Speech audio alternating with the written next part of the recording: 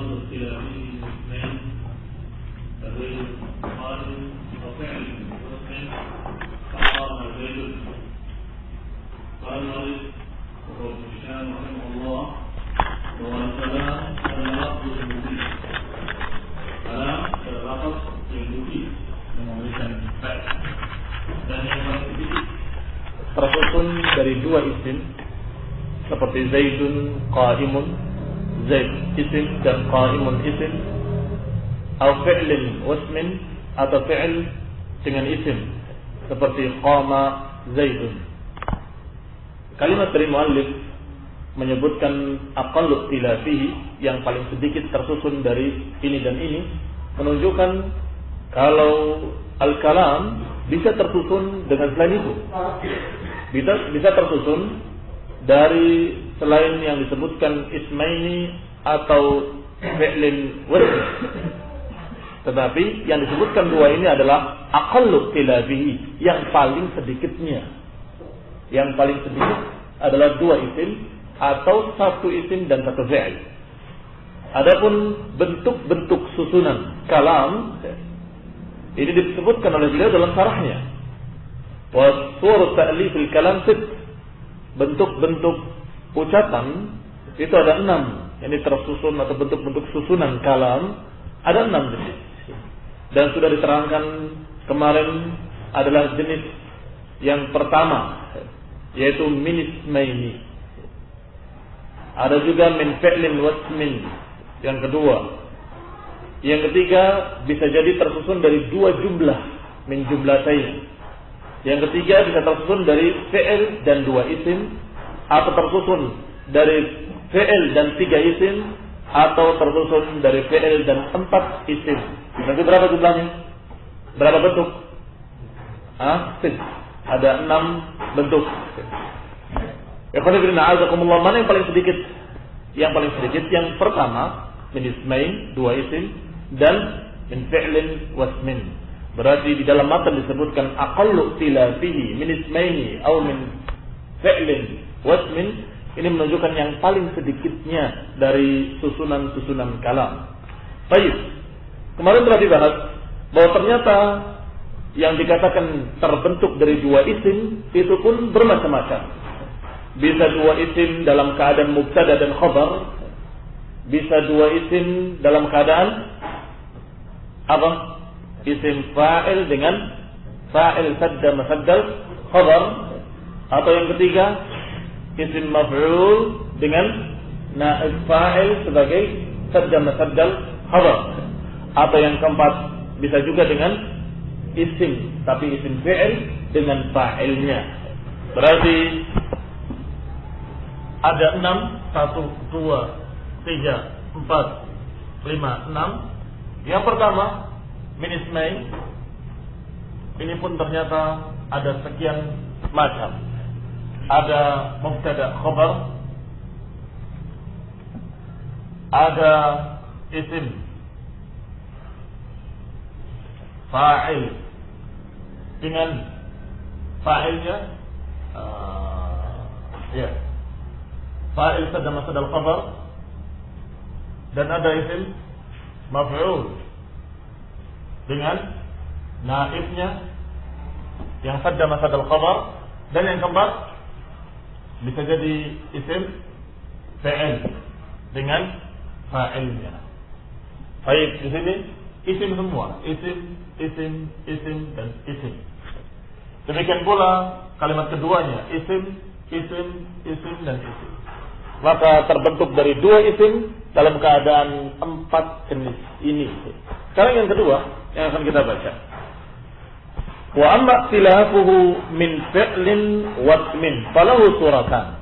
Adapun kalau tersusun dari fi'il dan isim, maka ada dua gambaran, ada dua bentuk. Salah satunya ayakuna al-ismu fa'ilan.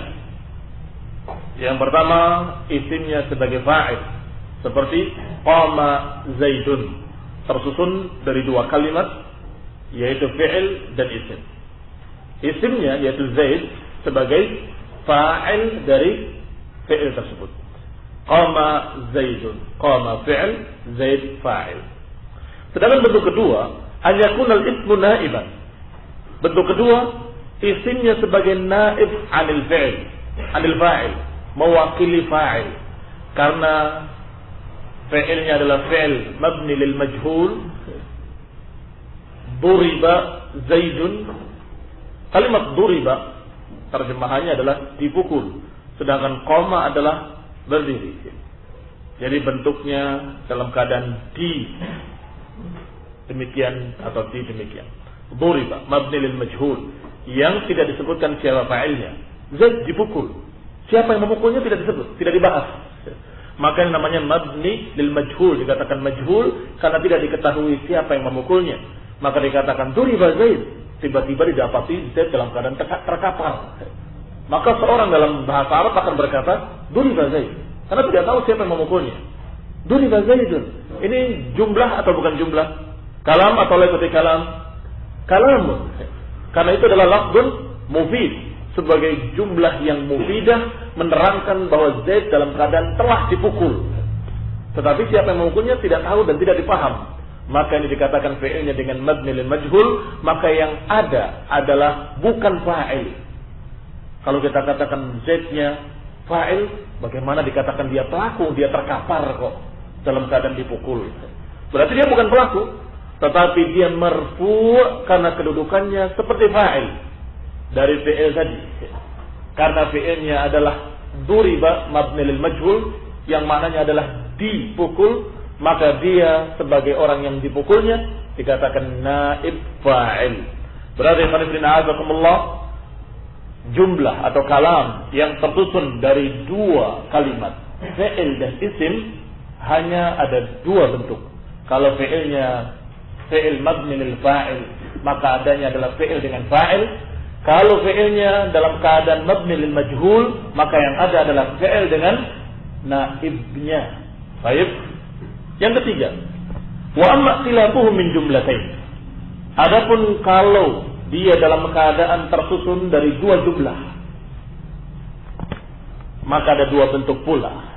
Bisa jadi jumlatul syarat dengan jawabnya, atau bisa jadi jumlatul qasam dengan jawabnya.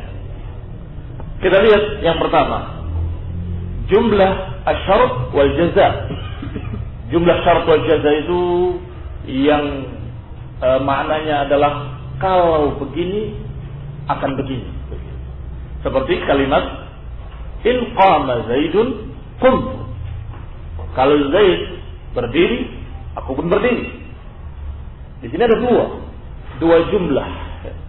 Jumlah pertama qama Zaid, Zaid berdiri. Jumlah kedua qumtu, saya berdiri. Kemudian dikaitkan jumlah pertama dengan jumlah kedua dengan in asy-syartiyah. In qama Zaidun qumtu. Kalau Zaid berdiri, aku pun berdiri. Berarti kalimat sempurna ini atau kalam ini dalam keadaan tersusun dari dua jumlah mufidah, yaitu qama Zaid dengan qumtu. Baik. Yang kedua, bentuk kedua adalah jumlata al-qasam wa jawabu. Jumlah al-qasam dengan jawabnya. Qasam itu sumpah. Seperti ahlifu billah. Ini sudah sempurna, sudah jumlah. Ahlifu billah. Aku bersumpah dengan nama Allah. Sudah jelas ada fa'ilnya, ada fi'ilnya, ada fa'ilnya. Kemudian apa yang dia sumpahkan? La Zaidun qa'im. Sungguh Zaid berdiri. Aku bersumpah bahwa Zaid berdiri. Di sini ada dua jumlah. Jumlah pertama ahlifu billah dan jumlah kedua Zaidun qa'im. Jumlah pertama adalah jumlatul qasam. Jumlah kedua yang disumpahkannya, jawabnya. Aku bersumpah dengan nama Allah. Apa sumpahnya? Yang kamu sumpah dengan nama Allah itu apanya? Apa yang diberitakan olehmu? La Zaidun qa'im. Zaid telah berdiri. Maka ini pun jumlah yang sempurna, kalam Arabi dalam keadaan tersusun dari dua jumlah. Berarti di sini yang tersusun dari fi'il dengan isim ada berapa? Ada dua. Fi'il dengan fa'il dan fi'il dengan naib fa'il. Sedangkan yang tersusun dari dua jumlah ada dua pula, yaitu jumlatul syarh dengan jawabuh dan jumlatul qasam dengan jawabuh. Baik, sekarang yang keempat. Amma khilafuhu min fi'lin wa ismain. Adapun kalam yang tersusun dari fi'il dengan dua isim. Nahu, contohnya kana Zaidun qa'iman. Bahwasanya Zaid adalah qa'im. Di sini kana adalah fi'il walaupun dia naqis, ada kelainan sedikit, tetapi dia tetap fi'il. Kemudian dia tersusun dari fi'il dengan dua isim. Zaidan Zaidun qa'iman. Isim yang pertama sebagai isim kana dan isim yang kedua sebagai khabar kana. Dan ini tidak mungkin dalam keadaan satu atau tidak mungkin disebut dengan kana Zaidun kecuali kalau kananya tam.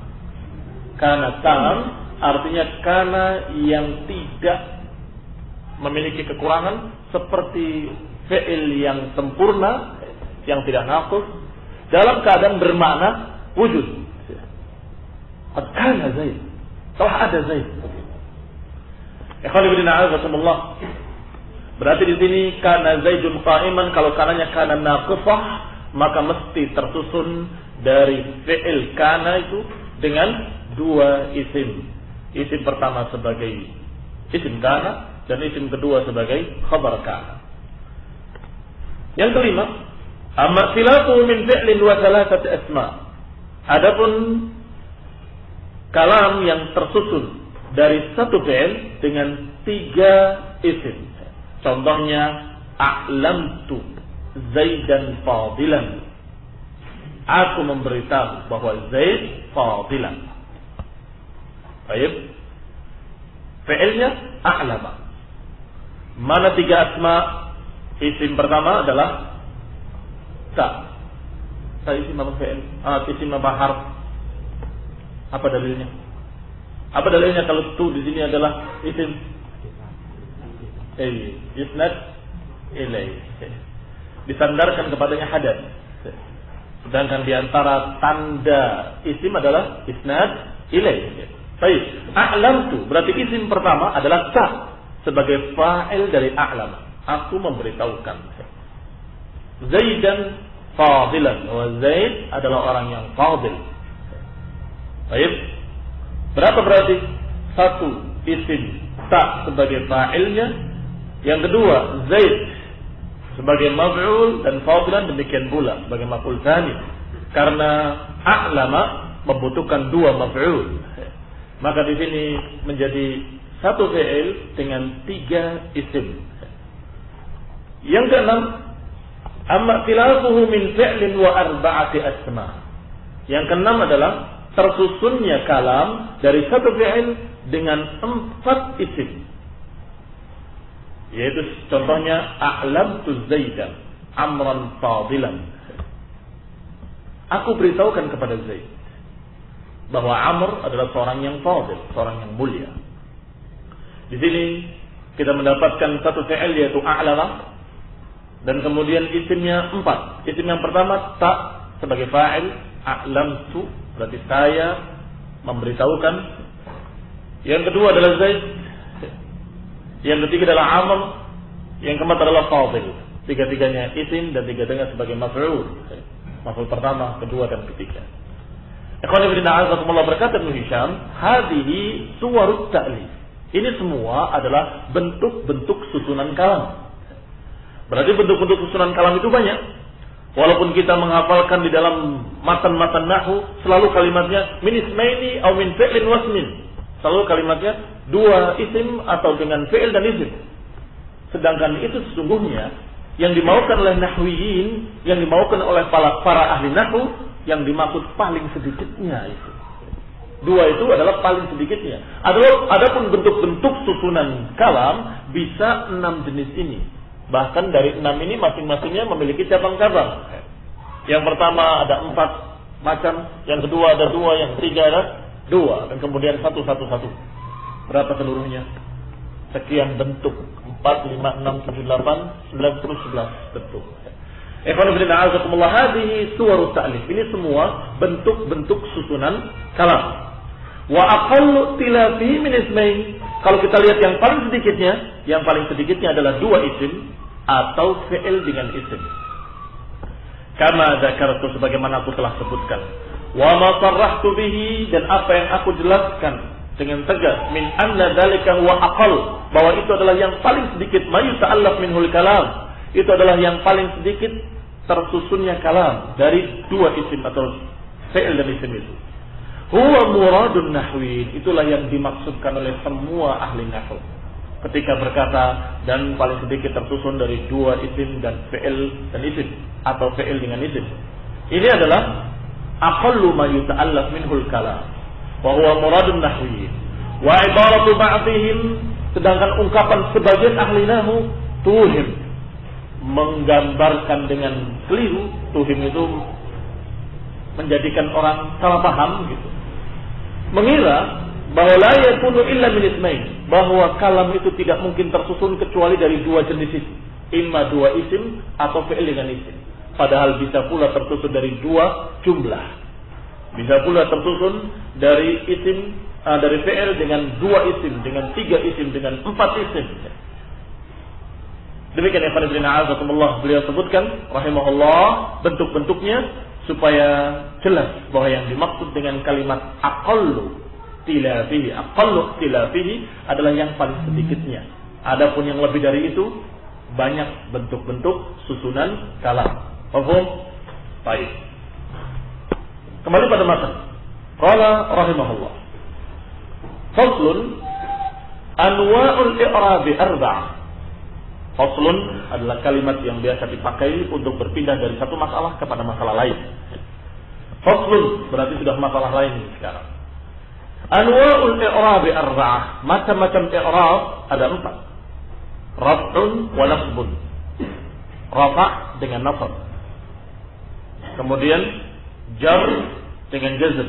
Tapi beliau pisahkan karena di antara 4 tanda i'rab itu atau 4 i'rab itu dalam keadaan berbeda-beda penggunaannya.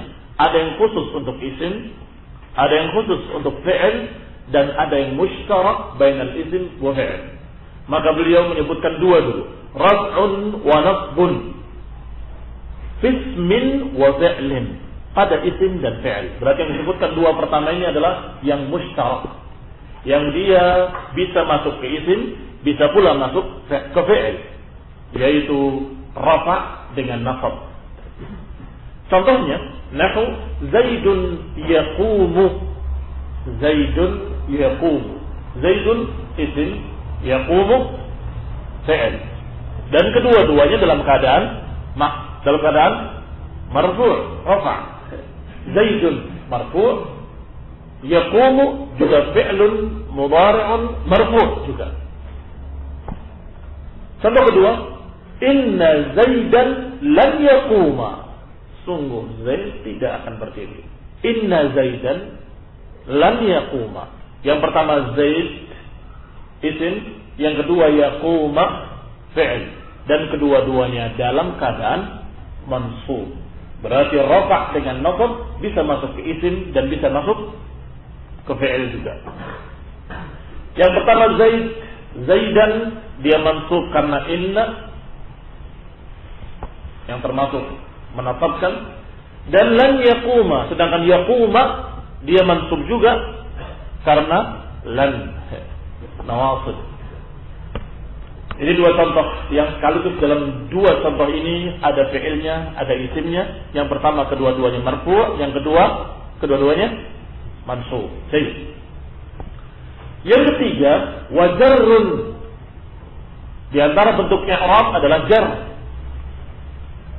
Jarrun fismin. Ada penjar tidak musyarak tetapi hanya masuk ke dalam isim. Tidak ada fi'il yang majrur. Kalau sudah i'rabnya mengatakan bahwa ini adalah fi'il majrur, sudah jelas salah. Karena yang namanya jar hanya masuk ke isim, tidak masuk ke fi'il. Seperti contohnya bizaidin. Wa jazmun. Yang keempat adalah jazm. Jazm sebaliknya dari jar. Kalau jar hanya masuk ke isim, tidak masuk ke fi'il, sedangkan jazm hanya masuk ke fi'il dan tidak masuk ke isim. Jazm fi fi'lin, pada fi'il. Contohnya lam yaqum. Lam yaqum. Yaqum adalah fi'il mudhari' majzumun bilam. Dia majzum dengan lam. Ikhwan fillah a'azakumullah, sedangkan jawazim tidak akan masuk ke dalam isim, tidak mungkin lam kitab dan seterusnya. Lam madrasah tidak ada. Sehingga yang namanya isim tidak mungkin majzum. Kalau di akhir kalimat, di akhir jumlah ya saya maksud. Di akhir jumlah biasanya disukunkan oleh orang yang membaca ucapan bahasa Arab. Apakah itu adalah majzum atau bukan jazm? Seperti kalau kamu membaca contoh-contoh tadi, ada yang membacanya dengan jazm, seperti kalimat yaqumu Zaid. Bukan Zaidun, dia hanya mengatakan yaqumu Zaid. Apakah ini jazm? Ini sama sekali bukan jazm, karena dia tetap pada hakikatnya adalah Zaidun, tetapi tidak dibaca dengan tanwinnya takhfifan fil qiraah, untuk meringankan dalam bacaan dan untuk menunjukkan kalau dia adalah berakhir di situ.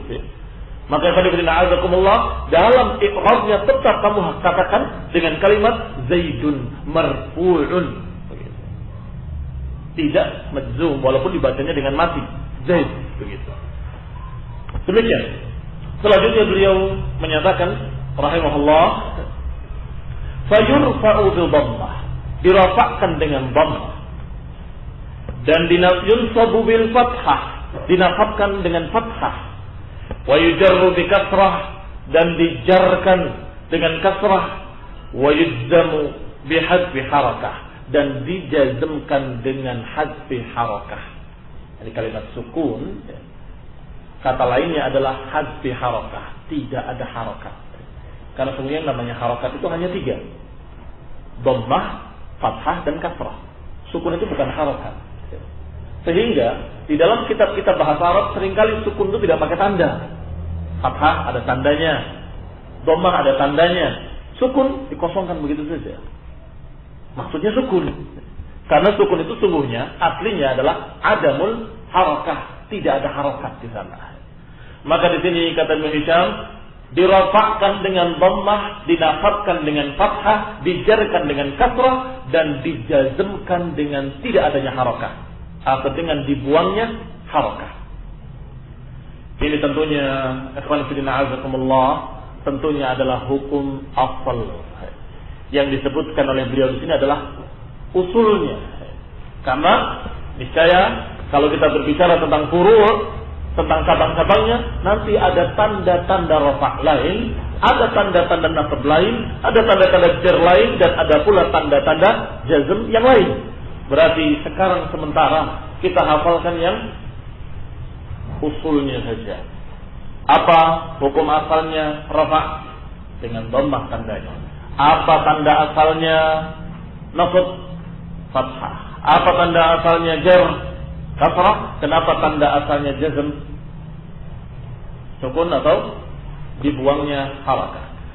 Kemudian kita berkata dalam syarahnya, qala rahimahullah al-i'rab. Karena kita sekarang membahas permasalahan baru, jadi disahkan dengan pasal faslun anwa'ul i'rab, berarti kita harus mendefinisikan dulu apa itu i'rab. Qala rahimahullah al-i'rabu atharun zahirun aw muqaddarun yajlibuhu al-'amil fi akhir al-kalimah. Yang disebut dengan i'rab adalah pengaruh yang tampak atau yang dianggap ada di akhir kalimat. Yajlibuhul amil, yang disebabkan oleh faktor-faktor yang mempengaruhinya. Amil adalah faktor yang mempengaruhi. Berarti apa itu i'rab? Beliau menganggap bahwa i'rab itu adalah asarun zahir, pengaruh yang tampak fi akhiril kalimat, pengaruh yang tampak di akhir kalimat, dan harus karena disebabkan oleh amil. Kalau tidak disebabkan oleh amil, bukan i'rab namanya. Seperti yang saya contohkan tadi, qama Zaidun, kemudian dibaca qama Zaid. Tuh, akhirnya kok berubah? Bukan Zaidun tapi menjadi Zaid. Ada takdir atau tidak ada takdir? Ada perubahan, ada pengaruh di belakang. Tapi apakah karena amil? Bukan karena amil. Karena orang yang membaca saja ingin takhfif, ingin ringan, sehingga dia mengatakan qama Zaid. Dicukupkan. Kalau bukan karena amil, maka itu sama sekali bukan i'rab. I'rab adalah harus atarun zahir yang yajlibuhul amil, yang dipengaruhi oleh amil, dan harus di akhir kalimat. Kalau di awal kalimat bukan i'rab. Apa ada perubahan di awal kalimat? Ada. Yang dipengaruhi oleh amil, iya dipengaruhi. Seperti ketika kita mengucapkan fi'il mudhari'. Yaf'alu tiba-tiba berubah jadi taf'alu. Apa pengaruh apa itu? Pengaruh dhamir, iya kan? Karena dhamirnya berubah, maka dia berubah pula dari taf'alu menjadi yaf'alu, dari yaf'alu menjadi naf'alu. Kok bisa berubah? Iya. Karena amil, iya. Berarti i'rab bukan. Kenapa bukan i'rab? Bukan fi akhiril kalimah. Berarti ini definisi sangat jami', mani', sangat lengkap kalimatnya. Harus asarun zahir, harus ada asar pengaruh dia. Apakah tampak zahir ataupun muqaddar ataupun dianggap ada. Yang dipengaruhi oleh amil dan harus di akhir kalimat. Baik, sekarang contoh yang zahir dan contoh yang muqaddar. Zahir itu tampak, muqaddar itu tidak tampak tapi dianggap ada. Contoh yang zahir adalah kalladzi fi akhir Zaid. Pengaruh yang kita lihat di akhir kalimat Zaid, di akhir isim Zaid. Seperti kalau kamu berkata, perhatikan, di akhir kalimat Zaid ada perubahan-perubahan. Ja'a Zaidun, ra'aitu Zaidan, wa marartu bi Zaidin. Perhatikan 3 Zaid. Dalam jumlah pertama, dalam jumlah kedua, dan dalam jumlah ketiga. Ada perubahan atau tidak ada perubahan? Ada. Ada asarun. Zahir atau tidak zahir? Zahir. Ada asar yang tampak. Zaidun, Zaidan, Zaidin. Yang pertama dengan dhammah, yang kedua dengan fathah, yang ketiga dengan kasrah. Baik. Hal ahdatsahu amil aula? Apakah disebabkan oleh amil atau bukan? Naam, ahdatsahu amil. Disebabkan oleh faktor yang mempengaruhinya. Seperti ja'a Zaidun. Faktor yang mempengaruhi dia menjadi dia marfu adalah fa'iliyah. Keadaan dia sebagai fa'il. Ra'aitu Zaidan. Apa yang mengaruhi Zaid sehingga dia jadi mansub? Karena faktor yang mengaruhinya. Faktor apa? Faktor kemaf'ulan dia. Maf'uliyah. Maka dikatakan mansubun alal maf'uliyah. Wa marartu bi Zaidin. Dia majrur. Apa faktor yang mengaruhinya? Huruful jar, yaitu ba bi Zaidin. Maka ikhwan fillah azakumullah, cocok apa tidak cocok dengan definisi i'rab? Cocok sekali. Dia asarun zahir dan dikatakan yajlibuhu amil, dan dalam keadaan dipengaruhi oleh amil, dan fi akhir kalimat, dan pengaruhnya di akhir kalimat. Zaidun, Zaidan, dan Zaidin. Baik, ini contoh yang zahir. Sekarang contoh yang tidak zahir, yang tidak tampak, padahal ada perubahan. Seperti contoh yang muqaddar alladzi fi akhiril fata. Contohnya di akhir kalimat fata. Fata artinya pemuda. Di situ terdiri dari huruf fa, kemudian ta, dan kemudian alif. Alif bengkok. Kata orang sini alif bengkok. Alif layyinah. Baik. Karena alif layyinah ini, karena alif bengkok ini dalam keadaan tidak bisa menerima harokat. Fata. Kalau kita ucapkan dengan dhammah, fatau, nggak bisa. Tidak bisa dia menerima harokat, maka perubahan-perubahannya tidak tampak. Kalau kita masukkan ke dalam jumlah yang seperti tadi, ja'al fata, ra'aitul fata, wa marartu bil fata. Datang fata, aku melihat fata, dan aku melewati fata. 3 jumlah ini, faktor-faktor yang mempengaruhi Zaid tadi ada di sini. Iya kan? Karena persis sama, kedudukannya sama dengan Zaid. Ja'a Zaidun wa ra'aitu Zaidan wa marartu bi Zaidin. Zaid berubah dari Zaidun, kemudian Zaidan, kemudian Zaidin karena faktor-faktor tertentu. Faktor-faktor tertentu itu ada pada jumlah ja'al fata, yaitu fa'iliyah. Pada jumlah ra'aitul fata, yaitu maf'uliyah. Dan pada jumlah marartu bil fata, yaitu harfu jar. Ada kan? Pengaruh-pengaruhnya ada, faktor-faktornya ada. Tapi perubahannya nggak tampak. Kita katakan tuqaddar ad-dhammah. Dianggap ada dhammah di kalimat pertama. Dan dianggap ada fathah di kalimat kedua. Dan dianggap ada kasrah pada kalimat yang ketiga. Dianggap ada ini istilahnya dalam nahwu muqaddar. Bagaimana i'rabnya berarti? I'rabnya marfu'un bidhammah muqaddarah. Yang kedua, mansubun bidhammah al-muqaddarah. Yang ketiga, majrur bil kasrah muqaddarah pula. Mansubun bil fathah muqaddarah dan majrurun bil kasrah muqaddarah. Ini qanifidina berarti kita anggap ada dhammah di pertama, ada fathah di kedua, dan ada kasrah di kalimat ketiga. Kenapa nggak muncul? Lita'adzuril harakah fiha, karena tidak mampu menerima harokat. Ta'adzur, dia memiliki udzur, tidak bisa menerima harokat. Maka walaupun ada, tidak terbaca. Wadzalikal muqaddar huwal i'rab, maka yang muqaddar itulah i'rab. Berarti i'rab kita mendapatkan dua jenis.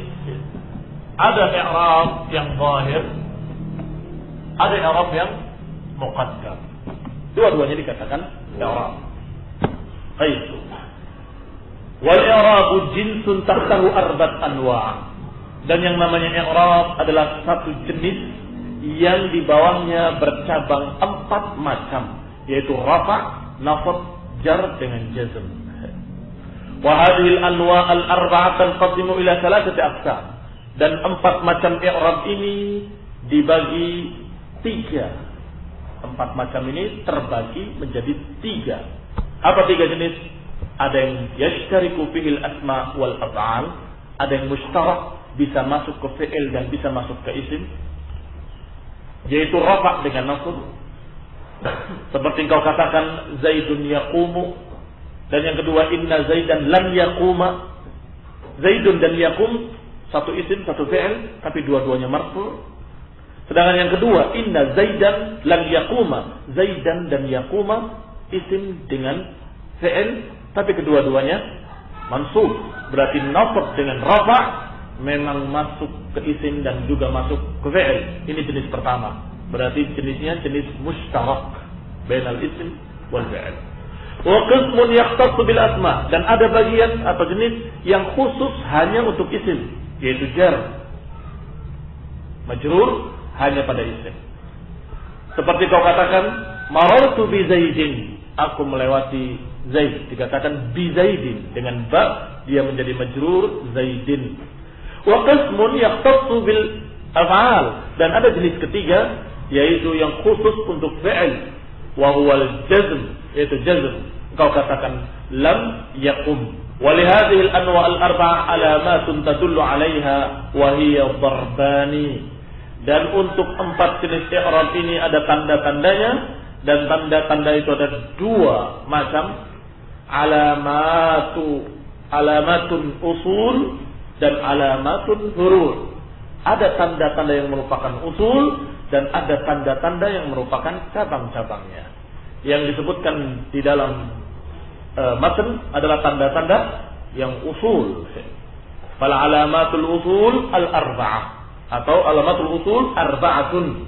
Tanda-tanda yang merupakan dasar, yang merupakan hukum asal ada 4. Tanda dhammah untuk tanda rafa', fathah untuk tanda nasab, kasrah untuk tanda jar, dan dihilangkan harakat atau dengan kata lain sukun untuk tanda jazm. Waqad mustilat kulluha, dan sudah dicontohkan alhamdulillah.